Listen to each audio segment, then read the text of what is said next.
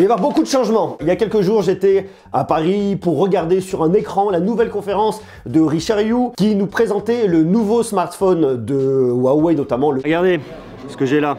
Le nouveau smartphone de Huawei, c'est le Huawei Mate X S. Mais pas que, surtout pour présenter leur nouvelle stratégie en termes de conquête pour venir vraiment se positionner en troisième acteur au niveau des stores. Après l'App Store, après le Play Store, il y a l'App Gallery de Huawei. Alors l'App Gallery, elle n'est pas toute nouvelle, elle existe déjà en Chine. Ici en Europe, elle n'est pas particulièrement pertinente et on l'a vu notamment lorsque j'ai testé le Mate 30 Pro il y a quelques jours, qui était une espèce de coquille vide, un excellent smartphone, super techno, vraiment très bel appareil, mais qui sans le Play Store ne servait pas à grand chose. On a un produit qui est vraiment très bon, qui pourrait être une référence s'il n'y avait pas ce problème de Google, s'il n'y avait pas ce problème de Play Store, s'il n'y avait pas ce problème du fait que vous ne pouvez strictement rien installer des services Google. Cette conférence a eu lieu sur un écran parce que vous n'êtes pas sans savoir que le MWC, le grand salon de la téléphonie mobile, a été annulé il y a quelques jours à cause du coronavirus. Néanmoins, la conf de Huawei a eu lieu sur place à Barcelone. Elle devait avoir lieu le dimanche, elle a eu lieu le lundi. Quelques journalistes étaient sur place et nous en France, on s'est tous regroupés dans une seule grande salle pour regarder la conférence sur écran et tout ça à cause du coronavirus. Alors ça, je vous ai déjà expliqué pourquoi lors de ma vidéo coronavirus attaque en danger, où je vous donnais un peu ma perspective par rapport à une potentielle annulation du salon, mais vous voyez comme quoi je m'étais pas planté. Ça soulève même la question de se dire, est-ce que le MWC aura lieu? Est-ce que le MWC 2020 existera? Alors aujourd'hui, on va parler de ça. Aujourd'hui, on va parler d'un sujet très important, très central, qui va changer beaucoup de choses, pas tout de suite, pas aujourd'hui, mais cette année, ça va commencer un petit peu à changer, surtout dans les années à venir, par rapport au changement de stratégie globale de Huawei. Alors vous n'êtes pas sans savoir que depuis l'année dernière, les États-Unis ont placé Huawei sur la liste noire des entreprises avec lesquelles on ne peut pas travailler. En gros, c'est devenu un indésirable. Ils soupçonnent effectivement d'espionner pour le compte de Pékin. Donc pour que l'entreprise américaine puisse travailler avec Huawei, elle doit demander une dérogation, une autorisation spéciale, ce qui pour l'instant a toujours été refusé à Google. Donc Huawei ne peut pas utiliser le Play Store, ne peut pas utiliser les services Google, a juste accès à une version en accès libre d'Android. Donc vous avez toujours Android aujourd'hui sur les smartphones de Huawei, mais vous n'avez absolument pas de Play Store ni aucun service, pas de Maps, pas de Gmail, pas de YouTube, pas de ci et ça, pas de compagnie, et vous ne pouvez donc installer aucune application présente sur le Play Store parce qu'il n'y a pas de Play Store, tout simplement. Donc ça, c'est quand même relativement dommage. Historiquement et depuis toujours, et encore aujourd'hui, actuellement, la Chine, c'est vraiment le hardware, le matériel, la fabrication des smartphones se font là-bas, quelles que soient les marques. Il y en a quelques-unes en Inde, mais de toute façon, c'est en Asie, mais plus précisément en Chine que le savoir-faire. Et toute la partie logicielle était plutôt du côté des États-Unis, avec effectivement le Play Store de Google, avec effectivement l'App Store d'Apple. On avait donc ces deux grands pôles, avec beaucoup aussi d'applications qui sont très connues, vous connaissez Facebook, Instagram, je vous en passe, et compagnie, YouTube. Tout ça, c'est plutôt du côté américain. Sauf qu'effectivement, avec tous ces changements qui sont opérés pour Huawei, on voit qu'il y a un déséquilibre puisqu'ils n'ont plus accès au pôle US. Ce qui est quand même relativement compliqué pour eux. Donc Huawei a essayé plusieurs tentatives pour pouvoir retravailler avec Google et on espérait la levée de l'embargo, ce qui n'est globalement jamais arrivé. Pour l'instant, ils sont toujours sur la liste noire et ça se décale à chaque fois, de mois en mois, ils sont toujours sur la liste noire. Et donc pour l'instant, rien ne laisse croire qu'ils pourraient à l'avenir travailler de nouveau avec Google, bien que Google demande des dérogations, mais pour l'instant, elles sont toujours refusées. Huawei prépare donc sa contre-attaque depuis plusieurs mois et ils ont présenté lundi leur nouvelle arme d'attaque qui, à mon avis, va être extrêmement fracassante et va changer beaucoup de choses. Il y a donc une contre-attaque en 3 étapes. 3 étapes, je vais un peu loin au niveau de la prospective, je me projette, mais pour moi, c'est vraiment 3 étapes. La toute première étape, celle qui a été annoncée lundi, c'est effectivement l'ouverture globale de l'App Gallery, le store de Huawei. Huawei s'enorgueillit, et ils ont raison, de dire on est le 3e store au niveau international, après l'App Store d'Apple, après le Play Store de Google, voici l'App Gallery de Huawei. Il se place donc dans le top 3, de toute façon, il n'y a pas globalement beaucoup de concurrence là-dessus. On voyait qu'il y avait effectivement ce duo entre d'un côté Apple avec un OS particulier qu'est iOS et avec leur machine, c'est donc un écosystème assez fermé, ce qui globalement ne gêne pas Google, parce que Google avec son Play Store, il est multi-smartphone, multi-marque, et c'est justement ça qui pourrait bien changer à l'avenir. Je vous montre rapidement sur mon P30 Pro, l'App Gallery, c'est ça. Alors j'ai pas la nouvelle icône, pourtant j'ai bien les mises à jour. Vous arrivez donc dans votre catalogue applicatif avec vos différentes applications. Bon, vous connaissez, c'est un store après, c'est tout ce qu'il y a de plus classique. Vous allez avoir pas mal de choses. Alors ils nous ont annoncé effectivement qu'on pouvait retrouver BFM. Vous voyez, vous avez BFM, on a Michelin Voyage, on a Coyote, on a l'Express, on a Cdiscount, Twitter. On n'a pas Facebook, on n'a pas Instagram. Il y a plein d'applications qui sont pas encore présentes. C'est un catalogue qui est effectivement fait pour la Chine à la base, mais qui ne va cesser de croître. J'imagine qu'il y aura effectivement une version différente entre la Chine et entre l'Europe et le reste du monde, simplement parce qu'il y a la censure chinoise par rapport à certaines applications. Donc est-ce qu'il y aura une version propre Chine contre le reste du monde? Ça, on en parlera plus tard. Il y a donc une nouvelle strate. Et on m'a effectivement confirmé chez Huawei que quoi qu'il se passe, même si les États-Unis lèvent leur embargo et permettent notamment à Google de retravailler avec Huawei, ils ne feront pas machine arrière, c'est acté, c'est décidé cette fois-ci. Ils ne remettront pas le Play Store, c'est terminé, on ne retrouvera pas le Play Store sur les nouveaux smartphones de Huawei. On va donc avoir l'App Gallery. L'App Gallery, c'est 1,2 million d'applications à l'heure actuelle et ça ne va cesser de croître. C'est 400 millions d'utilisateurs dans 170 pays. L'idée pour Huawei, c'est vraiment de mettre le paquet pour qu'il y ait de plus en plus d'utilisateurs. Pour qu'il y ait de plus en plus d'utilisateurs, il faut qu'il y ait de plus en plus d'applications et il faut retrouver les grosses applications qu'on retrouve actuellement dans le Play Store et qu'on ne retrouve pas aujourd'hui dans l'App Gallery. Quand je vous parle de grosses applications, c'est Facebook, c'est Instagram, c'est Twitter. Alors YouTube, à mon avis, on peut oublier, c'est plié, on ne le retrouvera pas. Justement, pour YouTube, vous inquiétez pas, si vous le voulez, vous pouvez l'avoir par votre navigateur internet, vous vous connectez, vous avez YouTube, vous avez vos vidéos en plein écran. Oui, parce que YouTube, vous pouvez l'avoir sur www.youtube.com, donc vous n'êtes pas obligé d'avoir l'application. Et en plus, il y a un petit hack qui est très malin de la part de Huawei, c'est que vous pouvez, à partir de votre navigateur, créer un petit raccourci sous forme d'icône que vous retrouverez sur votre smartphone, comme si vous aviez une application. Donc en gros, vous cliquez, ça vous fait un raccourci qui va s'ouvrir dans votre navigateur,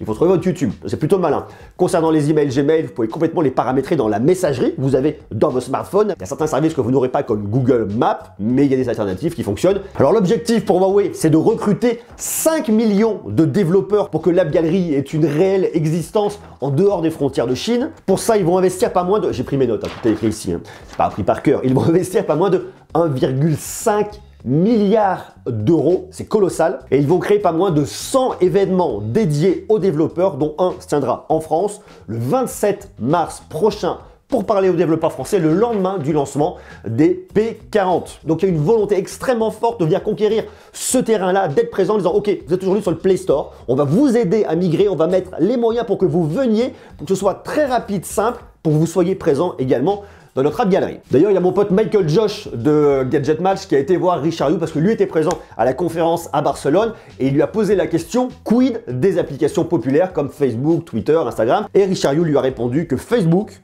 Twitter et Instagram devraient être très bientôt présents dans l'App Gallery. Donc on voit que même des entreprises américaines devraient pouvoir être présents dans l'App Gallery. Donc on va retrouver certains géants américains dans le catalogue d'applications de Huawei, ce qui lui permettra de décoller et de trouver un vrai aura international. Donc là on voit effectivement qu'il y a toute la machine qui s'est mise en marche pour la communication globale autour de ça, pour dire hey, on est là, on existe, venez, on va mettre les moyens, on va vous aider. Et donc ça c'est la première étape pour venir remplir le catalogue d'applications. Une fois que le catalogue d'applications est présent, une fois que les développeurs ont migré, sont présents, sont partout, hein, bien évidemment, ils ne seront pas uniquement chez Huawei, ils seront chez Google, mais ils seront également chez Huawei. Ça va permettre d'attirer les consommateurs qui vont faire confiance et qui vont se dire ok, on va chez Huawei, puisqu'il y a toutes les applications que j'utilise et je peux les retrouver sans aucun problème. Ça va donc permettre à Huawei de revendre des smartphones en masse, puisque les consommateurs seront rassurés, puisqu'on pourra trouver ce qu'on veut et qu'on ne sera pas privé de ses applications préférées. Mais à mon avis, ça ne s'arrête pas là. À mon avis, il va y avoir une deuxième étape, puisque maintenant que Huawei a réussi à faire venir les utilisateurs, les consommateurs avec son App Gallery, pourquoi est-ce qu'il continuerait à utiliser Android? Alors aujourd'hui, Android, tout le monde connaît, tout le monde est rassuré par Android, mais on sait très bien que Huawei a son propre OS qu'ils ont développé. Il y a encore des choses probablement à améliorer, c'est Harmony OS. Ça paraîtrait très logique dans une deuxième étape que Huawei intègre Harmony OS et non plus du tout Android au sein de ses smartphones. Pourquoi? Pour plusieurs raisons. La première raison, on va resituer un petit peu le business model global par rapport à Android et par rapport à ses services. C'est pas tant de vous vendre des choses physiques, c'est surtout de pouvoir faire de la monnaie par rapport à vos données. De façon un petit peu globale, un petit peu générale, pour vraiment simplifier l'histoire. C'est-à-dire ils vont récupérer des datas et ils vont vendre de la publicité ciblée, c'est ce qu'ils vont trouver notamment dans leur moteur de recherche. Et ça s'étend dans tous les domaines. Donc mieux Google vous connaît, mieux ils savent qui vous êtes, mieux ils pourront proposer des campagnes de publicité vraiment ciblées. Donc si vous n'utilisez plus les services Google, si vous n'utilisez plus Android.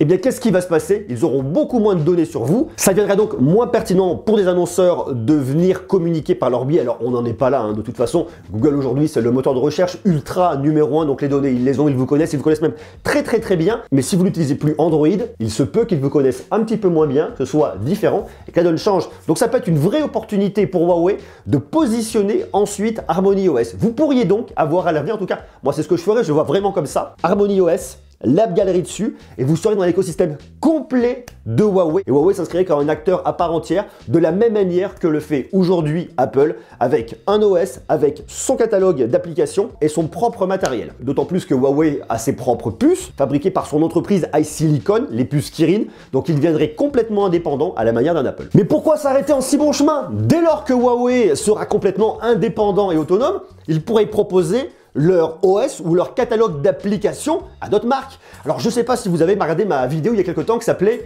La mort du Play Store ou comment la Chine veut tuer Google. Je vous présentais une nouvelle alliance qui s'appelle la Global Developer Service Alliance, la GDSA, qui regroupe plusieurs entreprises chinoises pour avoir un peu une concurrence à l'avenir par rapport à Google, par rapport au Play Store. Cette alliance regroupe Oppo, Vivo, Xiaomi et il y avait Huawei. Huawei n'y est plus, si vous allez sur leur site, ils n'y sont plus. Ils y étaient au début, mais ils se sont retirés du projet. Huawei justement a dessiné sa stratégie en travaillant tout seul, mais ça me paraît extrêmement pertinent que Huawei ensuite aille proposer ses services aux autres constructeurs chinois en leur disant regardez, on a une vraie alternative chinoise à ce qui existe par rapport à la concurrence américaine, par rapport à Google, par rapport à Apple. Venez, on va nous mettre en place notre propre solution, arrêtez d'utiliser les services Google, arrêtez d'utiliser Android et travaillez avec nous. Alors effectivement, il faut quand même qu'il s'est passé beaucoup de choses, il faut que le catalogue d'applications soit énorme, il faut qu'il y ait tout le monde dessus, il faut que ce soit plus simple, il faudra quelques années. Mais ça me paraîtrait logique que Huawei se positionne comme un Google aujourd'hui avec son propre OS, son propre catalogue d'applications et qu'ils aillent le proposer en tout cas à d'autres marques que sont Oppo, Vivo ou encore Xiaomi, des Realme, des OnePlus et d'autres. Pourquoi pas? On voit qu'il y a une vraie évolution du marché. Ça a été très vite, entre 2019, l'embargo américain sur Huawei, 2020, la réaction qui est structurée de Huawei. Il va se passer beaucoup de choses. En plus, on a eu des chiffres, attendez, je vous donne, mes chiffres sont là. On a eu des chiffres qui nous ont été donnés lors de la conférence de presse qui sont vraiment intéressants parce qu'effectivement, on aurait tendance à se dire que de toute façon, Huawei est un petit peu dans le mal suite à ce qui lui est arrivé. Je cherche en même temps que je vous parle. Suite à ce qui lui est arrivé, qui a une vraie perte de chiffre d'affaires. Ils ont effectivement vendu moins de smartphones qu'ils vendaient en début d'année avec le P30. Le Mate 30 Pro, ça a été plus dur, mais ils ont donné des chiffres qui sont quand même extrêmement intéressants. En 2019, 16,8% des smartphones livrés dans le monde entier sont des smartphones de Huawei. En France, en 2019, Huawei représente au niveau des smartphones 18,8% des parts de marché de smartphones. Ils ont une augmentation de 26,2% entre 2018 et 2019. Et au quatrième trimestre 2019, ils représentaient 18,8% des parts de marché. On parle donc effectivement du moment où l'embargo américain était présent. Donc ça veut dire que Huawei se porte quand même globalement plutôt bien. Donc ça veut dire qu'il y a une vraie confiance du consommateur et une vraie connaissance en tout cas de la marque Huawei comme étant une marque innovante. Donc ça c'est le point extrêmement fort. Tout ça s'inscrit dans une stratégie globale qu'ils ont appelée la 1+8+N. Je vous explique un peu le concept très rapidement. 1, c'est le smartphone qui est au centre de l'écosystème, c'est l'objet technologique que vous avez toujours avec vous. C'est donc le centre, le smartphone, c'est votre extension, c'est vous. Le plus, c'est Huawei Share. Huawei Share, je vous l'ai déjà montré, notamment au niveau d'un ordinateur, c'est le MateBook D15. Je vous invite donc à aller voir ma vidéo si ce n'est pas déjà le cas pour comprendre comment fonctionne Huawei Share. C'est-à-dire qu'à partir de votre smartphone, vous pouvez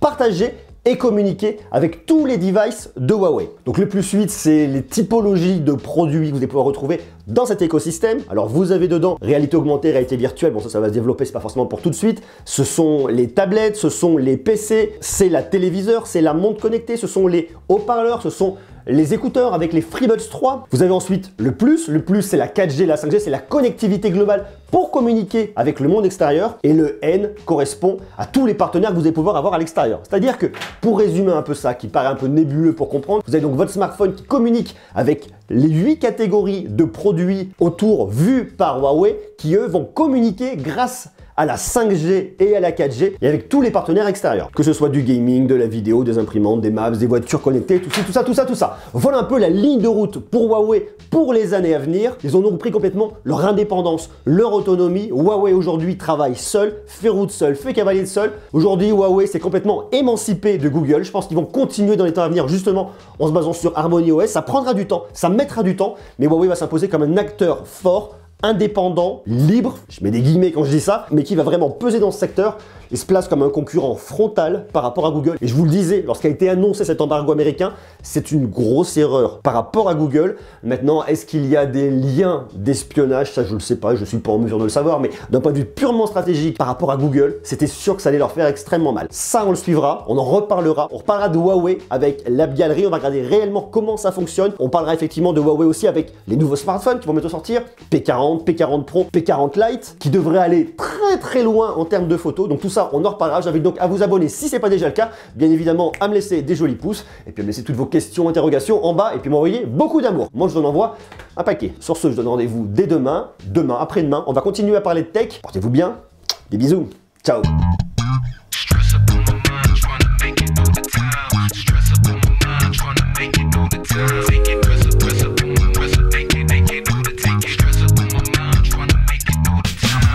Can you say I made the way to come today?